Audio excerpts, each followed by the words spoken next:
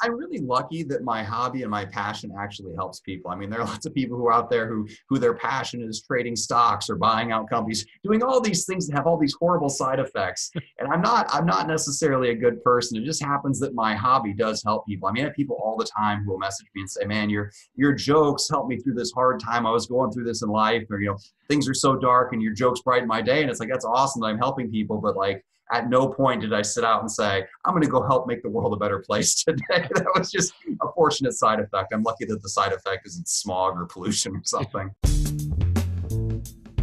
From cave drawings to family histories to stories around the fire, humans crave order among chaos, connection amid isolation. So we tell stories. Our mission at the Storytellers Network is to bring the art of story to the masses. Whether you're in marketing, you're an entrepreneur, or you're developing your own personal brand, telling your story effectively can make the difference between celebrating milestones and collecting unemployment. The Storytellers Network strives to help storytellers tell their stories so you can learn from the best. Now, your host, the inbound evangelist himself, Dan Moyle. Welcome to the Storytellers Network podcast.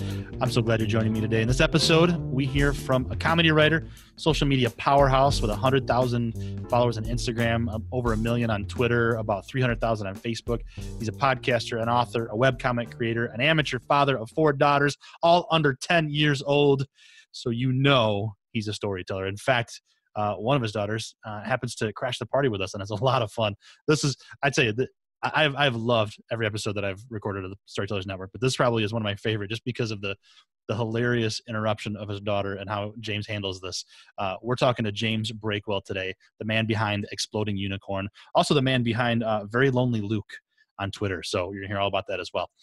As we do get into that conversation today, a friendly reminder to visit thestorytellersnetwork.com for past episodes from all the seasons, for how to contact me and other resources to help you tell your story. And if you're new, text the word Storytellers to 31996 to subscribe today. That's Storytellers to 31996. And now let's get to those stories. Welcome to the Storytellers Network, James. Appreciate you being here, man. Thank you for having me. I'm excited to be here. Absolutely. So I'm going to guess the answer is yes, but I mean, you consider yourself a storyteller? Yeah, I mean, that's all I do. I tell stories in a lot of different forms. Most people know them from those tweets, the real short back and forth ones, but I write books where there are very long stories and send emails where they're kind of in between stories and do podcasts. It's wherever you can put a story, I put a story there. Doesn't mean anybody's going to listen or read it, but I put a story there. That's all we can do, right? So do you so when you think about yourself, I mean, is that kind of the label you think of, or do you think of yourself as a writer, a social media star, a book author, a contributor, or is that just kind of like, listen, I write? I try to define myself as a comedy writer. I kind of stumbled into the social media thing by accident. It was supposed to be a stepping stone. I was trying to get to the point where I could write books and somebody would actually pay me to write them. I thought, well, I need an audience first. And somehow I managed to build that audience and I got to books. But then I realized by the time I got there, I was like, oh, I have this whole other thing now that's not a stepping stone. It's kind of a permanent place to stay. And so that's where I am. But yeah, first and foremost, I like to think of myself as a comedy writer. Gotcha. And it's cool because like the idea that the social media has gotten you there, you get an audience of over 1.5 million roughly, right? And yeah, depending on how you count it, if you add up all the networks, and I don't know if I'm sure there's some overlap there, but yeah, it's more than 1 million at least. Yeah, that's incredible. So I've heard, and I've said this myself too, probably in the recent months anyway, like social media kind of begins to feel like, I don't not that it's played out, but you've got the down on Facebook because they ruined our election, or you've got Twitter where everybody just yells at each other or whatever. But when I think of creators like you, though, I don't think that it is going away or it's dying. It's actually, there's a great niche there. I mean, how do you kind of balance that yourself? How do you see social? The way I look at it is I'm just here to write jokes, and I'll put them out in whatever medium's available. I mean, when I started out, I was mostly putting them on blogs, which nobody uses anymore. So I've seen several mediums just completely die. So blogging just is out. Nobody does it anymore. Then Snapchat was big for a while. I jumped on that right at the tail end. That's kind of dying down. Vine collapsed. So I guess you never know what's going to happen next. You don't control the algorithms. Facebook is up and down depending on if it favors you that day. So yeah, I guess I don't dislike the social networks. They've gotten me where I am, and I've certainly learned to use them. But at the same time, I realize I don't control them. It's kind of like I'm like a boat on the ocean. I have to understand I don't control the ocean, and at any time it could turn and crush me. So as long as you keep that in mind, social media networks are great. And do you think of it as a place to hone your storytelling, or is it more of a place to connect? Or both? I think of it as a place to hone my storytelling. So when I started out, I wasn't writing kid jokes primarily. I was just kind of joking about everything. And Twitter really helped me refine how I delivered those stories. It helped me figure out what kind of stories people wanted to hear. And it helped me write them better, because when you write a good joke, people retweet it. And when you write a bad joke, everyone ignores it. So you get a score and you figure out real quick what works and what doesn't. That doesn't mean I can write a good joke every time. I haven't been striking out today. But it gave me that feedback, and it really did change the way I wrote shorter stuff. Now, longer stuff, I still write pretty close to how I always have, but I've kind of got that new skill set there that I had never had a chance to exercise before. Yeah. And what I wanted to ask you anyway, but so this kind of leads into it. You said, you struck out a couple times today. How do you organize that content? I mean, do you go in purposely thinking, okay, today I'm going to make sure that I write, 5 jokes. I'm going to use some of the material from my daughters, or just something that you came up. I like what you say about it's universally true. It's not always exactly what happened. Yeah. How do you organize that? I try to, I kind of have rough times when I try to get content up, and I've kind of established an order. So I do 3 daily webcomics. So I've got a time of day when I want to tweet out each one of those. And I've got so many jokes I want to do in between there and after that. So I've got kind of general slots, but if something pops up in between, I'll throw it up there real quick. I used to write 25 jokes a day, which they weren't. I guess I needed kind of that spam level of content to figure out what was good and what wasn't, and to hone my craft. Now I try to get 4 or 5 jokes up a day that don't fail so badly I have to delete them. That's kind of the goal, and they all start from a place of truth. They don't all finish there. It's my kid will do something or say something kind of funny and kind of odd. I think that's really funny, but how can I make that funny to everybody else who doesn't have the context of what's been going on here for the last hour? So a lot of times they'll give me the weird punchline, and I have to build a new shorter story to get there. That's probably the most common way I kind of get that universal truth across. So it's a process, but yeah, I try to stick to those things. And then now I've got the book coming out, so I try to promote the book at least once a day. In one form or another. So I've got some general guidelines, some rules that I followed that really nobody else has enforced upon me. I don't know why I adhere to them so religiously, but I'm a creature of habit, I guess. Well, it's important to have those like milestones of, did I do my 5 today or 25 or whatever? Yeah. So let's talk about your book then. And I read Only Dead on the Inside when we connected, and I've been following you for quite a while, and I saw the new book's coming out. Is writing books? So you say that you're a comedy writer and you tell mostly kid jokes about parenting. Mm-hmm. Is that something that you're kind of now like really proud of? And so your next book about parenting and just not sucking at it, not being great, but don't kill your kids. Is that just kind of like, is that who James is now? Is that something you're just kind of dabbling in? That's who I always have been. I guess it just wasn't something I necessarily wrote about it. This book, more than anything else, is my core philosophy. So my first book was Only Dead on the Inside, A Parent's Guide to Surviving the Zombie Apocalypse. And that was just kind of a fun book. My idea was, parenting is kind of a disaster anyway. I bet parents would do pretty good in the zombie apocalypse. That was the whole premise. It was kind of absurdist, but keep in mind, it is technically nonfiction. So keep an eye out for those zombies. But the second book is, Bare Minimum Parenting, the ultimate guide to not quite ruining your child. And this is who I am underneath it all. I mean, this is where all those jokes come from. I have no place in my life for overachievers, for people who stress out over every little thing with kids, who want to work extra hard and do the extra tutoring sessions and get them into 25 activities a night.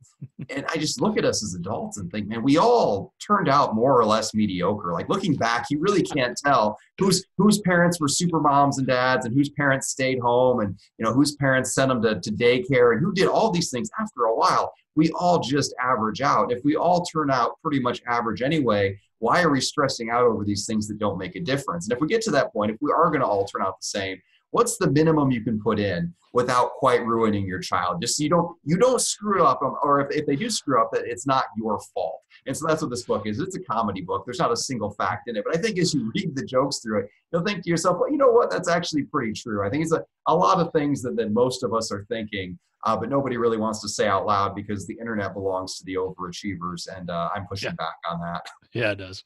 and that's the beauty of comedy, is that you find a nugget of truth in there of, gosh, if I did get bit up by a zombie, I'd probably cut off my leg, not my arm. So what the hell am I doing anyway? So Yeah. So I get it. What do you think is kind of next for you as a storyteller? Is it to continue down this road? Is it to find new things? Are you always trying to challenge yourself with it? Well, again, the social media thing kind of came out of nowhere. And my whole goal was to support myself entirely on books, but I've been looking into it, and it's a pretty small group of people who support themselves exclusively with books, just with the way books pay out and how infrequently they come out. I think it's more common that people will have kind of a hybrid source of income. They'll write books and they'll podcast, or they'll write books and they'll do social media, or they'll do whatever else. And that's probably the business model I'm looking at long term. Honestly, I don't think I'm never going to leave social media. I'll always be on Twitter and Facebook, and hopefully doing the podcasts and the webcomics and all that as well. But I hope over time the books become more of that. I would like that to be my main focus. But realistically, will I ever be able to just sit here all day and write books undisturbed by anybody? I doubt it. I think I'm probably always going to be in the muck on the internet. That's always going to be my battlefield now. Oh yeah. Well, and you mentioned the podcast, so your show like Wrong and Wronger and everything you do. I mean, it sounds like, gosh, you're always creating something. So storyteller, comedy writer, creator, is that just kind of, I mean, has that always been in you, James, or is that something that you've kind of developed over time? I always liked writing jokes. I always liked writing the long form stories. I started doing that in high school. I sent out an emails to people who didn't ask for them, just doing that. And it's kind of come full circle now. Now I've got an email list that's much bigger than the 20 people I used to. Email was what I started with, and now it's the last thing I started again, where I send those out. So I do feel like I've come full circle there. But yeah, I guess I'm more creative than I give myself credit for. Looking back, I wish I would have gone this intensely into it earlier. I always kind of dabbled on it off and on, and sometimes I would put in hours a night, and then there'd be months at a time where I really wouldn't do much of anything. And looking back, I think, man, now that I have no time left in the day, I wish I could go back and be doing all the things I am right now, but start that 10 years earlier. And where would my life be at? So if you're ever wondering or on the fence of should you start this project, yeah, absolutely start it. Don't start it a few years from now. Start it now and figure out if it's going to work or not. So you get that time in, and if it doesn't work, you can move on to the next thing. Keep trying and keep, fail fast, fail often, and you'll succeed. Right.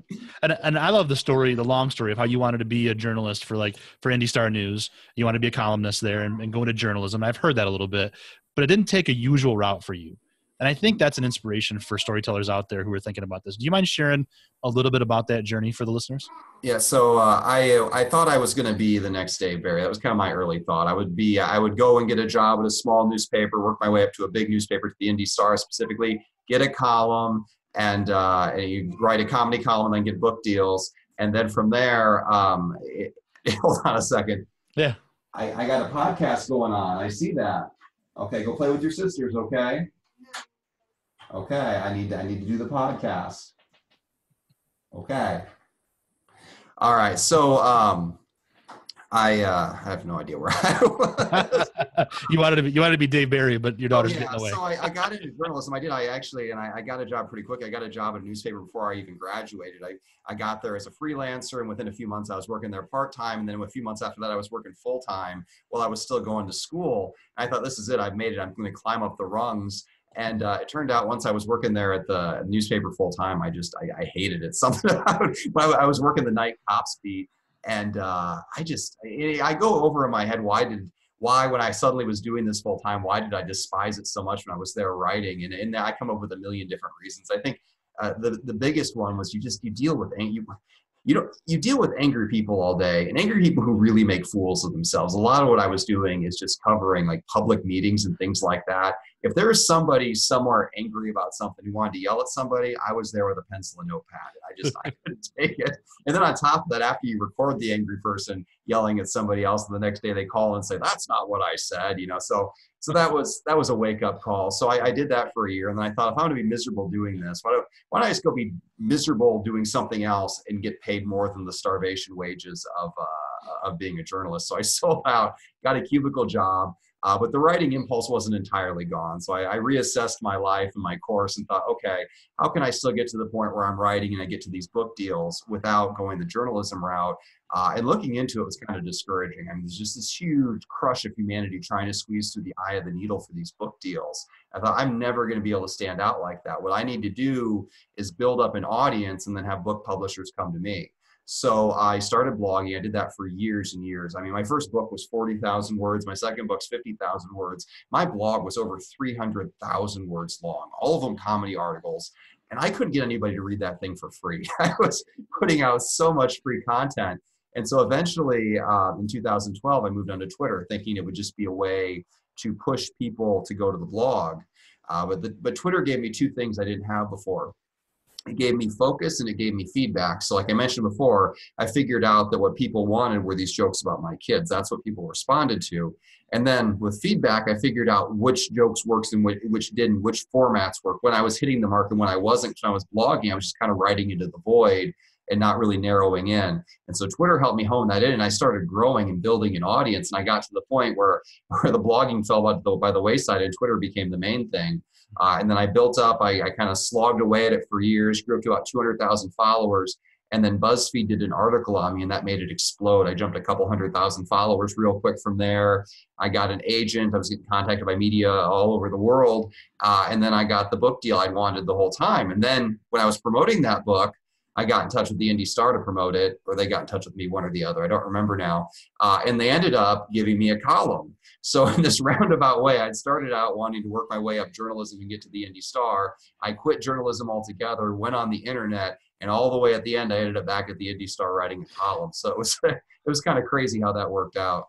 So it took overnight success, took a little while then. I don't think there's such a thing as an overnight success. When people look at an overnight success, they look at the final incident. People look at that and they say, man, after BuzzFeed, tweeted you out or did that article on you, then you went viral. It was instant. It's like, yeah, that was the final instant. That's like watching a marathon runner, sprint in the last 100 yards and going, well, that was a short race. Well, it only looks short to you because you just saw the end. Right. For the person completing that race, you look at the whole distance. So it really does take time and it takes a lot of work. So what kind of advice would you give to one of those storytellers who's looking for that viral break in today's world? I mean, it's a saturated market. Is that still even possible? It is. People go viral all the time with the craziest things. And even though I've gone viral, I look at other people go viral, I still get jealous just like I always did. I seem to always go viral in the wrong places. So I'm huge on Twitter. I've got a pretty big following on Facebook and Instagram. And I finally understand social media enough to understand that YouTube is apparently where it's at, and I can't go viral on YouTube to save my life. There's so much bad content out there. I can put out bad content too, but I can't get it to catch on. So I think the key to getting viral, there is an element of luck there. You can't deny that there's luck, but it's also positioning. You've got to figure out what kind of content you're the best at. And it's got to be something that people respond to. So you've got to be really good at it. It's got to be something people like, and you've got to have a lot of it. Because there will be people who go viral on Twitter sometimes with one great tweet, and you go to their timeline and the rest of it is, boy, I don't know what to eat today, and like school day, just stupid stuff that's not related to that viral tweet. When I went viral, people liked my kid jokes in that article. They came back to my main Twitter account and they found 15,000 other jokes just like it. There was the content there to make it take off. So you've got to be the best at something. It's got to be something that appeals to people, and you've got to have a lot of it. I think those are the three elements, so that when you do get that spark, that it all kind of takes off and goes up in flames. That's what it takes. And it reminds me when I was doing marketing for this mortgage company, they had the whole idea of go viral, right? So even when I answered the question, I just kind of had this bad taste in my mouth. But it was that, and I think I remember saying something to that effect of like, before we go viral, you got to have a library of things that make it worth their while when you go viral. So that's kind of what I hear you saying, James. You have to have a library, and it's the surest bet is the thing you think will make you go viral will not make you go viral. It's really not something you can predict. I mean, when I finally went viral off that BuzzFeed article, I didn't think that BuzzFeed article was going to do anything. But I had lots of other times where I thought, this is it. This is my big break. And those big breaks never were my big break. And I'll have time. I hear you. Why don't you go play with your sisters? Okay. I'm just in here for half an hour. She's my buddy for videos. She loves to be in front of the camera, and she sees the camera on now, and she's not in here. So that's funny. We'll do a video later, okay? She'll help you go viral on YouTube. Yeah. I wish. So are they? I mean, are they good with Dad being this like celebrity? Do they even realize it? They understand it to varying levels. So again, one of the reasons I've realized YouTube is where everything is at is for people who are kids still. YouTube is the only social media platform. I have 1 million followers on Twitter. That means nothing to my kids. My Instagram, Facebook mean nothing to them. But one day there was a giant YouTube account they follow, and they were reading my tweets and said, "Dad, you're on the internet." It's like, I live on the internet. I'm there every day. But to them, it's not real until I'm on YouTube. And in fact, I've only got like 10,000 followers on YouTube, which is nothing in the grand scheme of YouTube. But the 2 times I've been asked for my autograph in real life were from people who follow me on YouTube, from kids. So, that's funny. So I think if I can, yes, there's a pencil. So if I can grow on YouTube, I think I would impress them. But until then, I think they'll be unimpressed. That's awesome. You're just a dad. That's what it comes down to. What? You want to grab her? I mean, you want to? There's just gonna come in here. You want to come sit on my lap? Okay. Yeah. I'm all right with that. I got pencil. Okay. We're gonna talk for just a minute. Okay. I need to go back upstairs.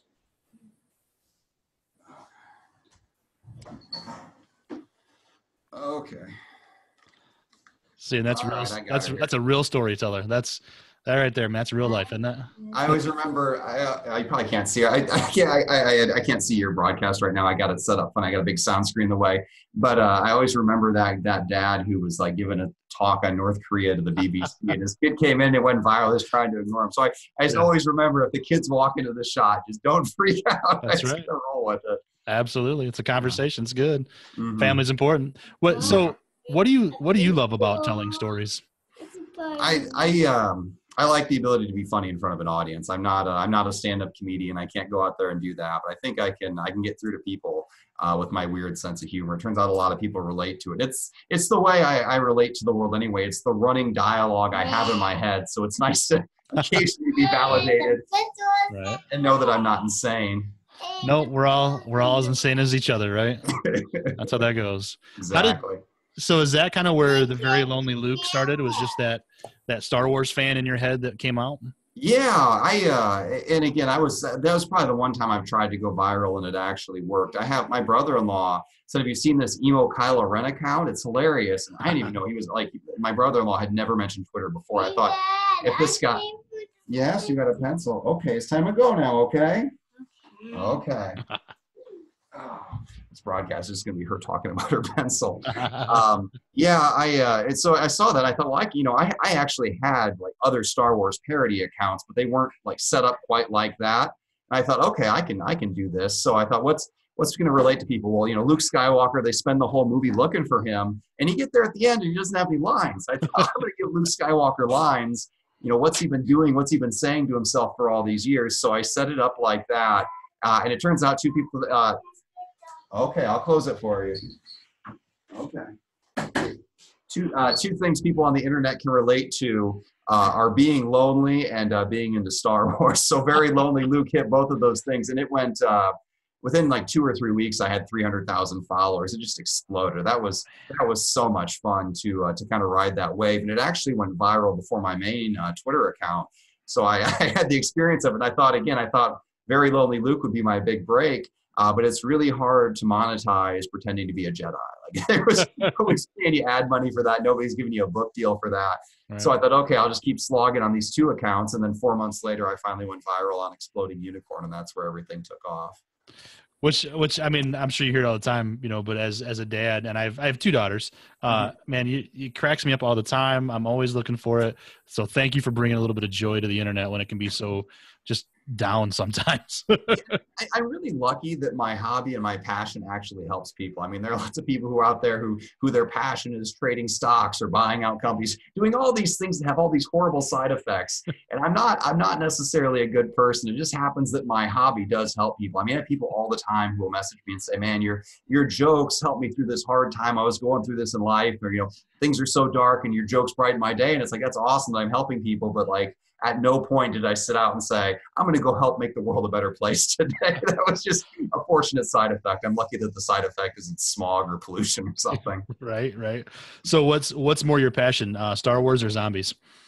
Star Wars, definitely. The zombies were kind of a fun one-off. I really like The Walking Dead. I like some of those movies, but I've been watching Star Wars forever, and contrary to some of the angry people on the internet, I love the new ones. And it's something I can enjoy with my kids. They've watched all the movies many times, so we can kind of bond over that. Whereas zombies are a bit too scary for them still, so we play those sometimes, but they're bigger into Star Wars. That's funny. Us too. So what do you think? So you loved connecting and sharing and making an audience laugh. What's one of your challenges though with storytelling then? Just finding the time to do it. I think if I had more hours in the day, I could do, a YouTube video a day, and it would change my life. But there's not enough time to keep everything going. I mean, like right now, so I'm promoting Bare Minimum Parenting, and I'm under contract for 3 other books I'm working on at the same time. And then you've got, the daily churn of you got to keep this Twitter account going, you got to keep the podcast going, you got to keep your family going, you got to keep your marriage going. There's never an end to the number of things you can you have to keep going. And I always think, well, when I'm done with this project, I'll have more free time. But I guess I'm wise enough and realistic enough to know that I'm just going to fill that with another project. There's never going to be a point where it slows down. So I guess it's just a matter of kind of finding a balance in there of being okay, being busy, and finding a way to keep it all level. I think if you're hoping for the day when you'll finally have the free time to fit everything in, it's never going to come. You've just got to find a way to work it all into the chaos. Absolutely. Chaos can be a lot of fun. Yes. But what do you think is next then as a storyteller for you? I mean, you mentioned video obviously, but are you getting invitations to go speak at events and stuff? Is that a new platform for you? I've been invited to speak at a few things, and it's fun, but I don't think that's the future for me. I was actually listening to somebody talk the other day, and he's a way more successful author than I am, and he tours like 6 months a year making live appearances. And I thought to myself, man, if I truly make it big where I can make a living just off books, I'm not touring anywhere. I will just stop signing anything. I will stay home and be done with that. Live appearances are cool, but they are so much work. When if I write a 1,000-word article or a 1,500-word article, I'm done, and that's it. But if that's a speech, that's something I practice for 2 months, and then you go and you deliver it once, and it never comes out quite in your head the way you want it to. So it just, I respect people like you who can go and do that all the time. It's a great skill to have. But I don't know that I'm ever going to be a speaker on the circuit. I think that might be one opportunity I have to avoid. I understand that. I love the stage. I'm not a stand-up comedian by any means, but I love being in front of an audience. I don't know what it is. Yeah, it was crazy how much I enjoyed it. I thought I would hate it. I got up there, and in Twitter, you never hear anybody laugh. You kind of get the diluted feedback of stars or likes. You get up there and people laugh. You're like, oh, this is addictive. But then I think about the 4 months of work that went into it. I'm like, I don't think I can keep this going. I don't want to work that hard. Exactly. I get that. So I look at you, James, as somebody who's as a storyteller anyway. Again, not that you're like you've made it and you're going to retire, but I look at it as somebody who is in the middle of making it. More than 1 million followers in social media. You've got your book deals. You're under contract, you said, for 3 more. You've got your new one coming out. Do you look around right now yourself and kind of think, man, I'm kind of in the middle of making it, or I've made it, or I've gotten to this goal that I wanted? I think I'm right before making it, if I had to define it. So I think the hardest part with an audience is transitioning them from people who will read your content for free to people who will pay you money for it, whether that's in the form of ads or in the form of books or whatever else. It's that transition that's challenging, because 1 million people who read your books for free don't do any good if they'll never buy anything, or if they'll unfollow you the second there's an ad. So I think I'm right at that point. I have a hunch that this is probably going to be the most fun I have in my career. The period right before I make it, where there's not as much pressure, where I'm kind of chasing every opportunity. It's all frantic and hectic. I think.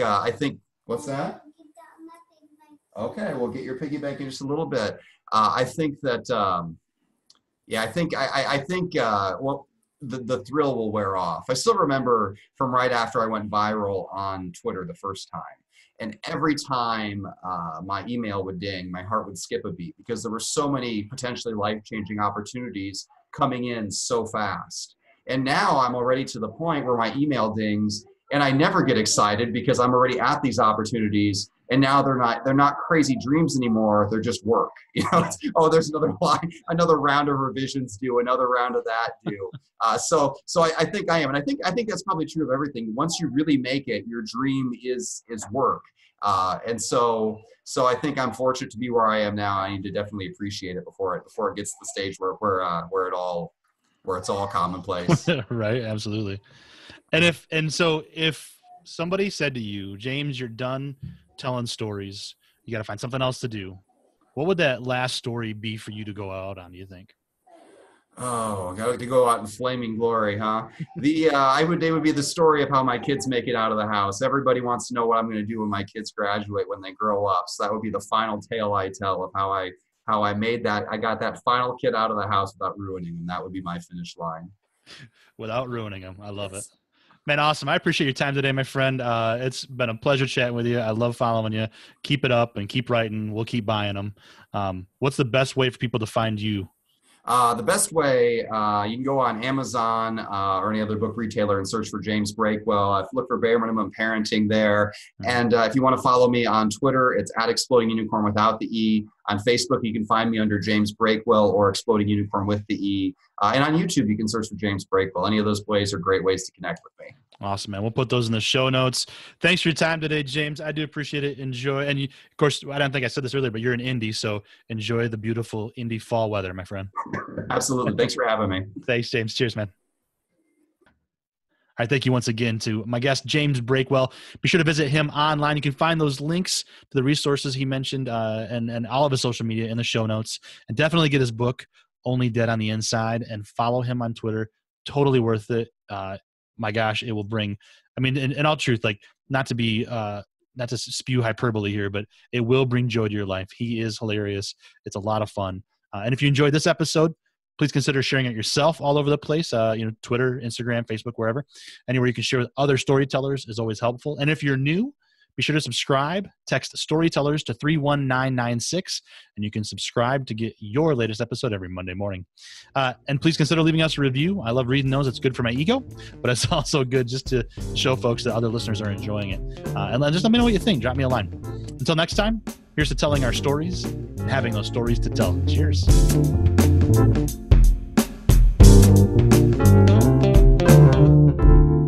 I got a podcast, okay? Can you go talk to mommy? No, she's asleep.